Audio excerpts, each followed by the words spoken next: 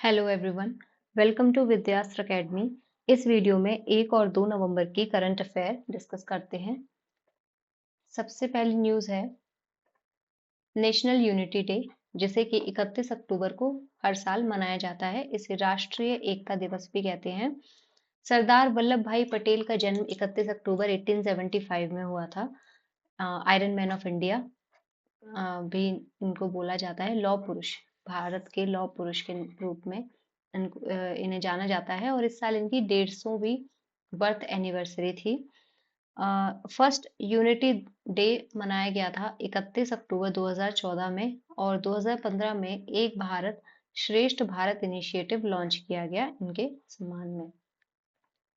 Next है ministry of tribal affairs ने जनजातीय गौरव वर्ष पखवाड़ा अनाउंस किया है। 1 से 15 नवंबर 2025 तक जनजातीय गौरव वर्ष पखवाड़ा मनाया जाएगा और ये जनजातीय गौरव वर्ष सेलिब्रेट किस 150वीं बर्थ एनिवर्सरी बिरसा मुंडा, जो भगवान बिरसा मुंडा है, उनकी 150वीं बर्थ एनिवर्सरी को सेलिब्रेट करने के लिए जनजातीय गौरव वर्ष को मनाया जा रहा है, जो कि 15 नवंबर 2025 में है। नवंबर 15 को जनजातीय गौरव दिवस या ट्राइबल प्राइड डे के रूप में भी मनाया जाता है। नेक्स्ट है इंटरनेशनल आर्य महासम्मेलन 2025। 150 साल पूरे हुए हैं आर्य समाज सोसाइटी सर्विस को, जो कि वो सोसाइटी को करता आया है। प्राइम मिनिस्टर ने इंटरनेशनल आर्य सम्मेलन को एड्रेस किया नई दिल्ली में 31 अक्टूबर को। आर्य समाज की स्थापना अप्रैल 1875 में स्वामी दयानंद सरस्वती ने की थी मुंबई में। नेक्स्ट ये क्वेश्चन है यूपीएससी प्रीलिम्स 2018 में आया था और क्वेश्चन है कि ये जो फॉलोइंग इवेंट्स हैं, इनमें सबसे पहले कौन सा इवेंट हुआ था। ये सारे इवेंट हुए हैं, बस अर्लीस्ट वन हमें इसमें से पिक करना है। सबसे पहला है स्वामी दयानंद ने स्टैब्लिश किया आर्य समाज। दीनबंधु मित्र ने लिखी नील दर्पण नाम की एक नोवेल लिखी थी। बंकिम चंद्र चट्टोपाध्याय ने आनंद मठ लिखी थी और सत्येंद्र नाथ टैगोर पहले इंडियन बने थे to succeed in the Indian civil services examination. तो इसका सही आंसर है बी। दीनबंधु मित्र ने नील दर्पण लिखी थी 1860 में। ठीक है, आर्य समाज की स्थापना भी हमने देखी थी 1875 में हुई थी।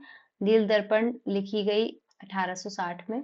बंकिम चंद्र चटर्जी ने आनंद मठ को लिखा 1882 में और सत्येंद्र नाथ टैगोर ने 1863 में इंडियन सिविल सर्विसेज एग्जामिनेशन को पास किया था। तो इस हिसाब से आंसर हमारा है सेकंड। नेक्स्ट न्यूज है स्वस्थ नारी सशक्त परिवार अभियान।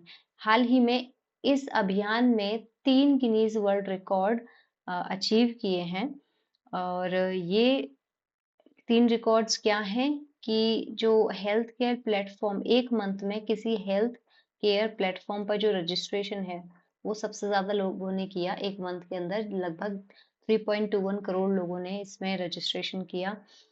दूसरा जो रिकॉर्ड है वो ये है कि एक सप्ताह के अंदर जो ब्रेस्ट कैंसर स्क्रीनिंग है ऑनलाइन, उसे सबसे ज्यादा लोगों ने उसमें साइन अप किया। लगभग 9.94 लाख लोगों ने इसमें साइन अप किया एक सप्ताह के अंदर। और तीसरा रिकॉर्ड है वाइटल साइन स्क्रीनिंग जो ऑनलाइन हुई एक सप्ताह के अंदर स्टेट लेवल पर। लगभग 1.25 लाख लोगों ने एक सप्ताह के अंदर इसमें साइन अप किया। तो स्वस्थ नारी सशक्त नारी, जो कि 17 सितंबर से 2 अक्टूबर 2025 तक चला था ये अभियान, इसके अंदर इसने 3 गिनीज वर्ल्ड रिकॉर्ड अचीव किए। नेक्स्ट है museum of royal kingdoms of India. हाल ही में प्राइम मिनिस्टर मोदी ने museum of royal kingdoms of India का फाउंडेशन स्टोन रखा है 31 अक्टूबर को। कहाँ पर? Near the statue of unity, Ekta Nagar, Gujarat के अंदर। ये जो म्यूजियम है, ये जो इंडिया के जो रॉयल किंगडम्स हैं उनके हेरिटेज को, जैसे उनकी regalia, artifacts, textile, manuscripts, painting और आर्काइवल जो मटेरियल्स हैं उनको शोकेस करेगा, जो वेरियस डायनेस्टीज थी, प्रिंसली स्टेट्स थी इंडिया की, उनको। नेक्स्ट है इंटरनेशनल स्ट्रेटेजिक एंगेजमेंट प्रोग्राम, जिसका शॉर्टकट है INSTEP, international strategic engagement programme. हाल ही में vice president Shri CP Radhakrishnan ने इसका तीसरा एडिशन एड्रेस किया। ये एक स्ट्रेटेजिक डायलॉग प्लेटफॉर्म है जो कि senior national security officers India से और बाहर के जो फ्रेंडली फॉरेन नेशंस हैं उनके लिए ये एक स्ट्रेटेजिक डायलॉग प्लेटफॉर्म है। और यहाँ पर जो करंट तीसरा एडिशन हुआ उसमें 44 डेलीगेट्स ने हिस्सा लिया, जिसके अंदर 32 इंटरनेशनल पार्टिसिपेंट्स थे 24 ग्लोबल साउथ कंट्रीज से।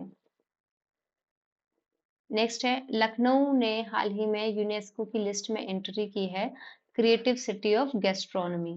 तो gastronomy basically which is like good cuisine के लिए या खाने के लिए, अच्छे खाने के लिए फेमस होता है। तो creative city for good food, तो इस तरह की लिस्ट में लखनऊ ने एंट्री की है यूनेस्को की लिस्ट में। तो during the 43 session of UNESCO general conference जो कि उज्बेकिस्तान में हुई थी, यहाँ पर जो लखनऊ का ओल्ड अवधी क्यूजीन है, जो लिविंग फूड ट्रेडिशंस है और कल्चरल हेरिटेज है, उसे ग्लोबल रिकॉग्निशन मिली। और ये एक दूसरी इंडियन सिटी है जो कि इस लिस्ट में शामिल हुई है। सबसे पहली सिटी हैदराबाद थी, तो हैदराबाद और उसके बाद अब लखनऊ भी इसमें एंट्री कर चुकी है। हाल ही में नवंबर 1 को बहुत सारे मतलब काफ़ी सारे जो स्टेट्स हैं उनका स्टेट डे ऑब्जर्व किया गया। तो जो स्टेट रीऑर्गेनाइजेशन एक्ट आया था 1956 में, उसकी वजह से काफ़ी सारे स्टेट्स का जो फॉर्मेशन डे है वो 1 नवंबर पड़ता है। तो यहाँ पर हरियाणा डे 1 नवंबर को मनाया जाता है। 1966 में ये पंजाब से अलग हुआ था। मध्य प्रदेश 1 नवंबर को मनाया जाता है जो कि 1956 में बना था। छत्तीसगढ़ 1 नवंबर को, जो कि 2000 में बनाया गया था। ठीक है, तो यहाँ पर 2000 में 3 और मतलब ये स्टेट्स और बने थे। छत्तीसगढ़ के अलावा उत्तराखंड और झारखंड भी 2000 में हुए थे, और इनकी जो डेट्स हैं वो नवंबर में ही है। इससे रिलेटेड एक प्रीवियस क्वेश्चन भी आ चुका है यूपीपीसीएस में इनकी क्रोनोलॉजी के ऊपर। तो छत्तीसगढ़ 1 नवंबर को फॉर्म हुआ था, उत्तराखंड 9 नवंबर को और झारखंड 15 नवंबर को। ओके, हाल ही में जो अक्टूबर में यूपीपीसीएस 2025 का प्रीलिम्स हुआ था उसमें ये क्वेश्चन देखने को मिला था। क्रोनोलॉजी के ऑर्डर में ये स्टेट फॉर्मेशन की क्रोनोलॉजी मिली है कि पंजाब, अरुणाचल प्रदेश, नागालैंड, सिक्किम, इन चारों को सही अरेंज करना है करेक्ट क्रोनोलॉजिकल ऑर्डर में। तो इसका आंसर अगर हम देखें तो है सी। सबसे पहले नागालैंड 1963 में उसका फॉर्मेशन हुआ। उसके बाद पंजाब 1966, बेसिकली हरियाणा अलग हुआ था पंजाब से 1966 में, तो हरियाणा और पंजाब दोनों ही 1966 आप बोल सकते हो। अरुणाचल प्रदेश, इसके बाद आपका सिक्किम 1975 में, और फिर अरुणाचल प्रदेश लास्ट में 1987। तो correct order is 3, 1, 4, 2।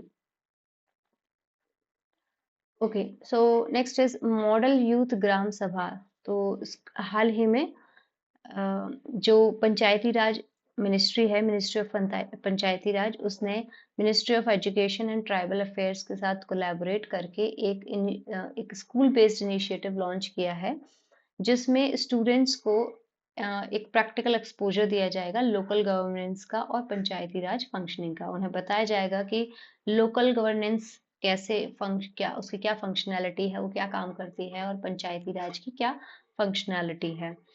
It will be launch in phased manner, ये फेज्ड मैनर में लॉन्च होगा, और इसकी स्टार्टिंग होगी जवाहर नवोदय विद्यालय, जेएनवीज और एकलव्य मॉडल रेजिडेंशियल स्कूल्स, मतलब जेएनवीज और ईएमआरएस जो स्कूल्स हैं उन यहाँ से शुरुआत की जाएगी। नेक्स्ट है आइनी एयरबेस इन तजिकिस्तान। इंडिया ने हाल ही में आईनी एयरबेस जो कि तजिकिस्तान के अंदर इंडिया का एयरबेस था, उसको हाल ही में वाइंड अप कर दिया है और 2 डिकेड्स से यहाँ पर हमारी मिलिट्री प्रेजेंस थी सेंट्रल एशिया में, और अब ये इसको वाइंड अप करके वहां से वाइंड अप कर दिया है, खत्म कर दिया है। सो ये एयरबेस लीज पर लिया था इंडिया ने, लेकिन तजिकिस्तान ने इन्फॉर्म किया है कि ये जो लीज है ये अब एक्सटेंड नहीं होगी एक बार एक्सपायर होने के बाद। तो तजिकिस्तान ये रहा, यहाँ से ये जो आईनी एयरबेस है यहाँ पर से इंडिया ने अपना मिलिट्री बेस वाइंड अप कर लिया है। इसकी तजिकिस्तान की जो कैपिटल है वो है दुशानबे। अब ये कुछ एक्स्ट्रा न्यूज़ हैं जिनको वन लाइनर में हमने मेंशन किया है। सबसे पहला है, प्राइम मिनिस्टर ने Shaheed Veer Narayan Singh memorial cum tribal freedom fighters museum Chhattisgarh में इसको इनॉग्रेट किया। कैमरून के प्रेसिडेंट पॉल बिया जो कि 92 वर्ष के हैं, वो उन्होंने लगातार 8वीं बार इलेक्शन जीता है और ये ओल्डेस्ट हेड ऑफ स्टेट बन गए हैं, ओल्डेस्ट प्रेसिडेंट बन गए हैं किसी कंट्री के। 92 इयर्स ओल्ड है ये Paul Biya. International salinity conference 3.0 we care 2025 ये शुरू हुई आईकार CCARI गोवा में, और इसमें restoring saline ecosystem and shaping future policy recommendations पर डिस्कशन हुआ। उत्तराखंड गवर्नमेंट दिसंबर 2025 से ग्रीन टैक्स कलेक्ट करेगी फ्रॉम द व्हीकल्स, जो कि बाहरी जो स्टेट्स हैं उनसे जो गाड़ियां आएंगी उत्तराखंड के अंदर, उनसे वो ग्रीन टैक्स को कलेक्ट करना शुरू करेगी दिसंबर 2025 से। 31 अक्टूबर को वर्ल्ड सिटीज डे भी मनाया जाता है with the theme people centred smart cities, the global event in Bogota Colombia. तो ये ग्लोबल इवेंट कोलंबिया में हुआ। Highlights the sustainable and inclusive urban development through technology and innovation. तो बेसिकली वर्ल्ड सिटीज डे 31 अक्टूबर को celebrate किया जाता है। Thank you and subscribe for more updates. अगर ये न्यूज़ आपको हेल्पफुल लगी है then subscribe the channel. Thank you. जय हिंद, जय भारत।